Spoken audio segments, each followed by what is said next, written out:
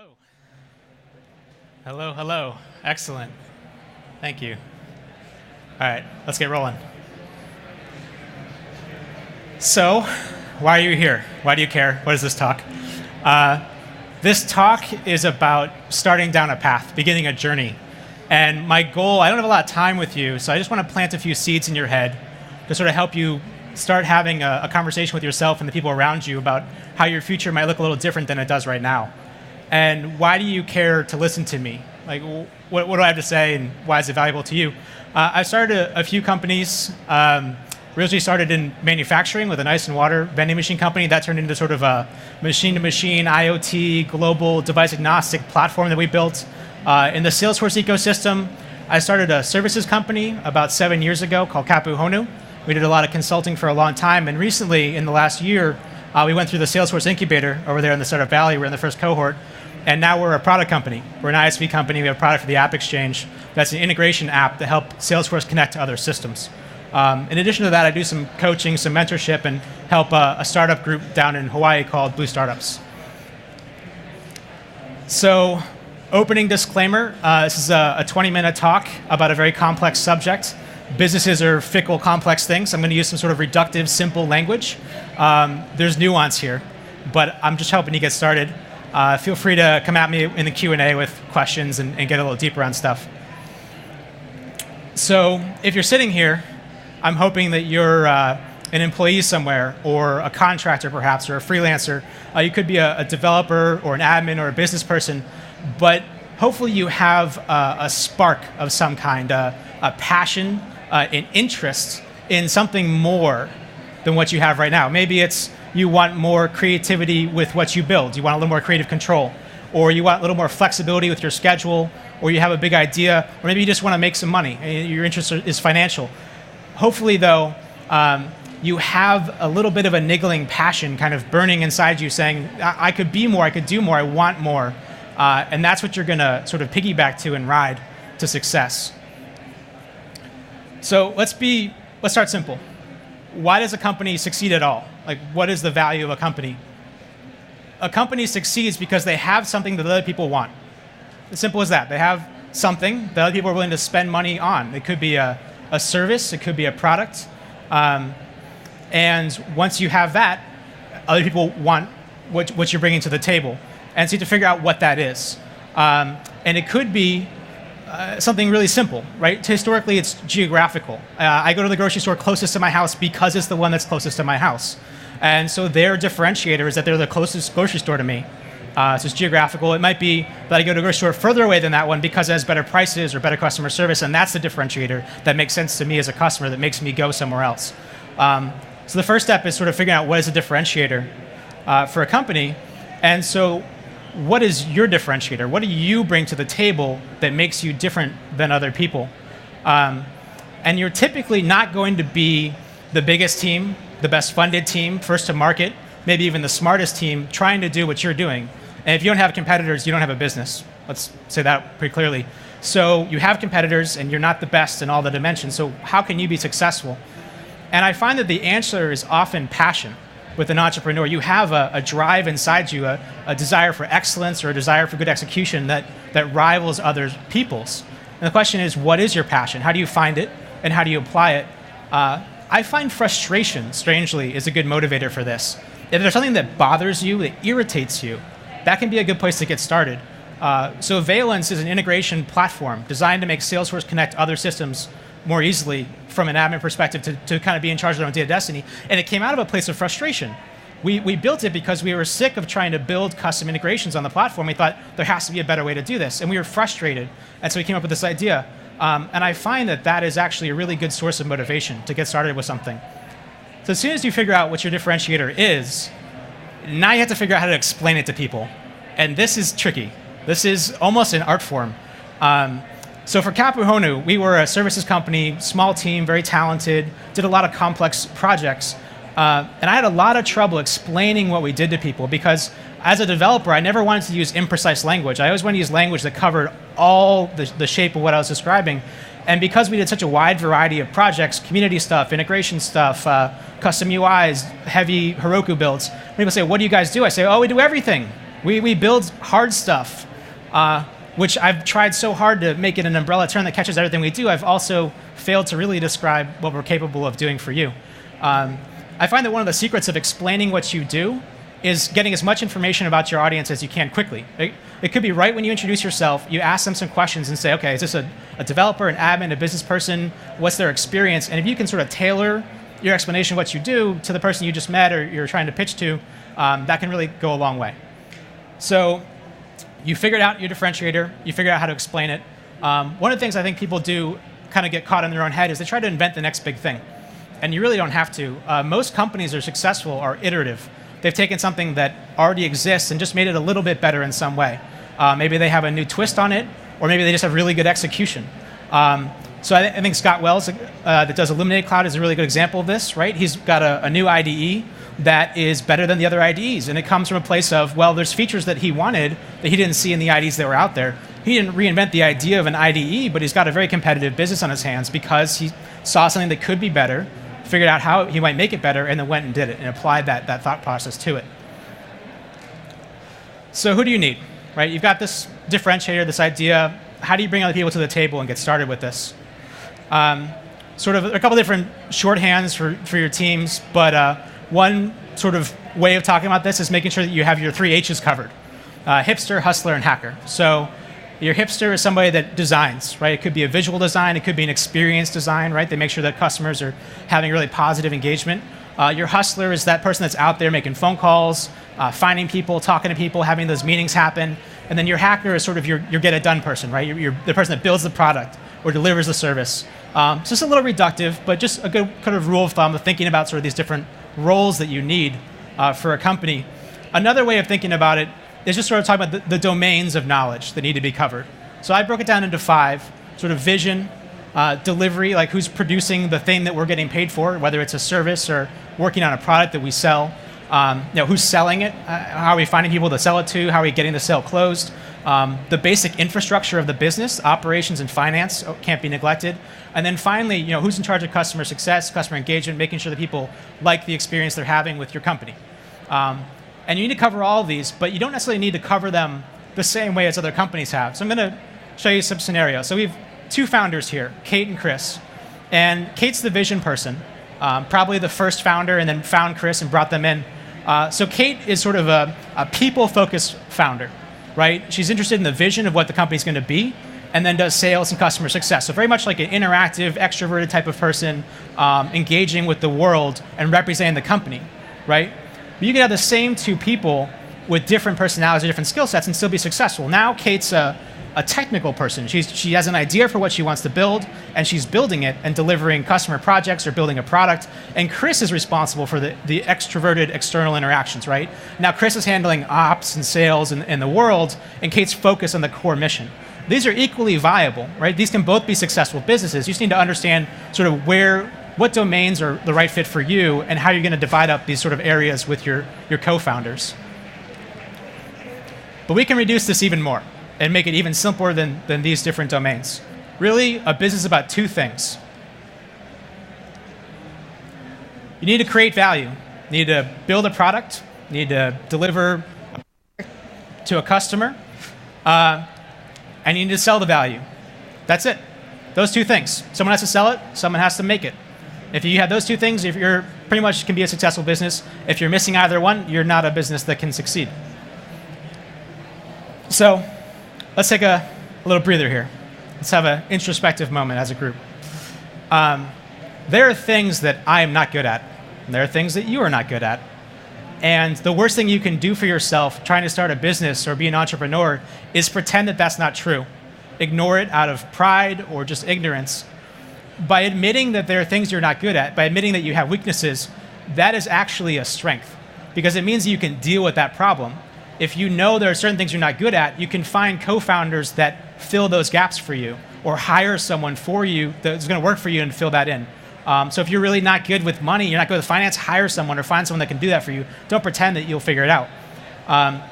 So be really honest with yourself about what you like, what you're good at, what you're capable of. I mean, give yourself some room for growth, right? Everyone sort of grows into something more over time. So be ambitious, but also realistic. And one of the challenges, especially for a technical audience, is are you the CEO of a company? Are you the CTO of a company? And either one might be the right fit for you, right? A CEO is really very public. They have to be in front of people, giving talks, sort of interacting with the world. If you're more of an introvert, then it might be good for you to be more of like a CTO type role, where you're sort of managing a team, but maybe less public. But again, nuance abounds here. As long as you're honest with yourself and with the people that you're going into business with, you can sort of navigate the edges of who's responsible for what. I wasn't sure that I was a CEO. I'm a very technical person and a little bit introverted. And I kind of found my way to being a CEO by reading a book called The Hard Thing About Hard Things by Ben Horowitz. The book title is on my last slide, so you don't have to remember that. And it was kind of a tough book to read and made me think that being a CEO was pretty difficult and probably not something that I was going to be good at first. But it also made me decide that I wanted to be a CEO and that was a role that I thought that I could fulfill over time as I got better. But I think being honest with yourself is really important. Okay, so what else? Don't quit your day job, for now. Start small, right? MVP, minimum viable product. Try to invest as little time, energy, money as possible at the beginning to prove something out, to validate an idea. If you ever heard of customer discovery, right? Before you even write code or do something, ask people if they're interested in it, right? Just a conversation is so cheap. Go to Dreamforce and ask 20 people, hey, I've got this idea. Would you pay for this? How much would you pay for this? Do you like this idea? And just ask questions. And then maybe do a mock-up of a thing and show it to people and say, hey, does this look like something you would pay money for? At every step in the process, try to do as little as possible to expend your finite resources, time, money, whatever, to get some sort of validation. And then as you get validation, you can pivot and change directions. So it's tough to just go into the deep end and go whole hog and just jump into this. You really want to sort of iterate and explore ideas and be quick to sort of cast them aside if they're not the right ones, pivot, adjust, and then move forward. Where do you find money? A lot of people, when they don't really know the space, think about venture capital, right? I need investors. You really don't. Most businesses are funded either through savings or friends and family or credit cards or a bank loan. Most businesses don't get formal funding. And if you do get formal funding, it complicates things a lot. There are only certain types of businesses that need it or will benefit from it. There's a great video on this that I put a link to in the last slide that I recommend you go watch. That'll really help explain this in a way that I can't in just a minute. Okay, so you got an idea, and you have a sense of what sort of roles you need, and now you need to find people to work with. My advice is to start small and to be sort of too small of a team with the right people than a bigger team with the wrong people. Having the wrong people on your team will really hurt you. I would rather be small and know that I'm small and sort of behave appropriately and not bite off more than I can chew than put a team together that I think can tackle big things and go after those big things and then find out that I don't have the right team. I don't have the support that I thought I had. So it's really important to find people that complement you and work with you well. And I would rather do that very slowly and sort of like almost painfully survive without them until I find the right people that I need. And sort of think back to a couple of slides ago, we thought about what are we bad at? Be thinking about finding really good quality people to work with and find people that complement you well. If they're just like you, they're probably not a good fit for you as a partner in a company. You want to find people that complement you. Okay, so you had an idea, you found some people, you got some money together, and you started a company. Oh boy, here we go. Now what? Okay, a couple little things just to file away in your brain now. As a founder of a company, you're going to have a lot of things that come at you, and you need to be open-minded. You want to get as much advice as you can, but at the end of the day, you need to make decisions and live with them, and they're your decisions. So get as much information as you can, get counsel from other people, and then make a decision and live with it and just move on. You need to make so many decisions, just constantly. There's all this stuff coming at you. You need to get in a mindset where you aren't paralyzed by the decisions that you need to make. Where you're trying to get as much information as you possibly can, and you're not sure if you should do this or this. You can't afford to do that. So just trust yourself to make the right decisions and to deal with the ones that you didn't make right and get better over time. And believe in the people that you hired. If you found good partners, if you found good early hires that support you, that complement your skills, then believe in them and empower them to help you. Right? Don't clench all the power. Distribute it. Let people be empowered to make decisions or to make mistakes, and then help them get better from those mistakes. A really great sort of quote or phrase that I saw that I like a lot is, if you're happy with the first version of something you launched too late.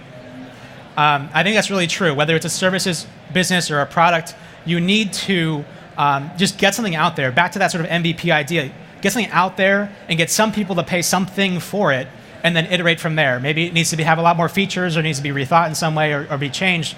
But just get something out there so that you have a living, breathing company to talk about people and sort of iterate on and improve on. And then at the same time, don't stop learning. Be humble and be clear with yourself about what you don't know.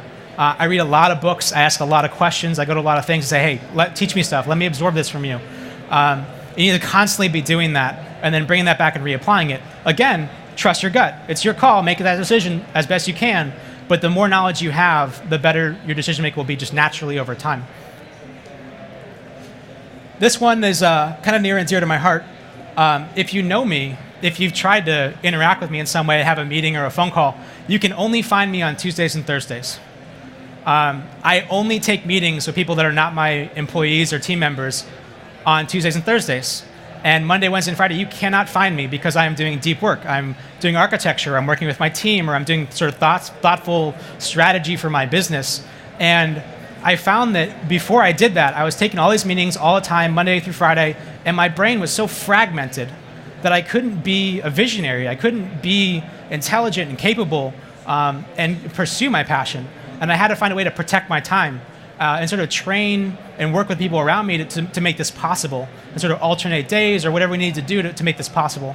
And I think that this one is the one that really, if you take away one point about once you've started a company, I want it to be this one, which is that you start a company for a reason. You have a passion, you have a talent.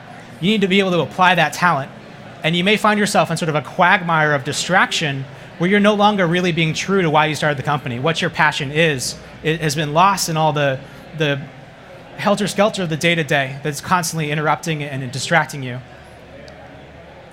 right, so as promised, a couple links. The first one is a great little deck that CB Insights puts together that has a lot of little great pointers, little one-liners. This is that video I mentioned about the money. Definitely watch it. It's very instructive. And then finally, that book I mentioned, The Hard Thing About Hard Things with Ben Horowitz. It's a great read for anybody that's thinking about being a CEO. And we've got about 2.5 minutes for Q&A, if anybody wants to jump in with that.